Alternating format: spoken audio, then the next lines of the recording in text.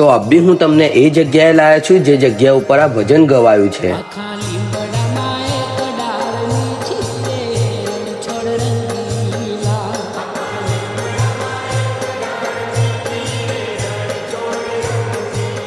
તો રાધે રાધે દોસ્તો, કેમ છો તમે બધા? મેં બી આવ્યો છું મીઠી લીમડીએ, અને આ એ જગ્યા છે જે જગ્યા ઉપર ભગવાન શ્રી કૃષ્ણે ભક્ત બોડાણાને દાટન કરાવ્યું હતું। જ્યારે ભક્ત બોડાણા શ્રી કૃષ્ણને દ્વારકાથી ડાકોર લાવે છે એ સમયે રસ્તામાં ભક્ત બોડાણા થાકી જાય છે, ત્યારે શ્રી કૃષ્ણ ભગવાન તેમનું ગાડું હાંકે છે અને ડાકોરની સીમાએ તે ઊભું રાખે છે।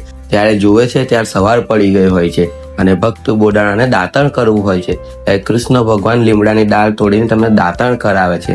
ત્યારે દાતણ કર્યા પછી ભક્ત બોડાણા શ્રી કૃષ્ણને કહે છે કે હે પ્રભુ, આ દાળ કડવી નહીં, આ તો મીઠી છે।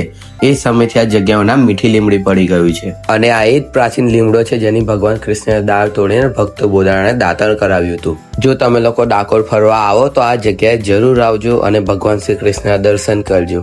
શું તમને લોકોને ખબર છે કે આ મંદિર કઈ જગ્યાએ આવેલું છે? જો હા તો કોમેન્ટ સેક્શનમાં જય રણછોડ લખજો, અને નથી ખબર તો કોમેન્ટ સેક્શનમાં લોકેશન લખી દેજો, હું તમને લોકોને આની લોકેશન મોકલી આપીશ। તો ચલો, આજનો વ્લોગ અહીં સુધી હતો, તો મળીએ આના બીજા વ્લોગમાં। રાધે રાધે।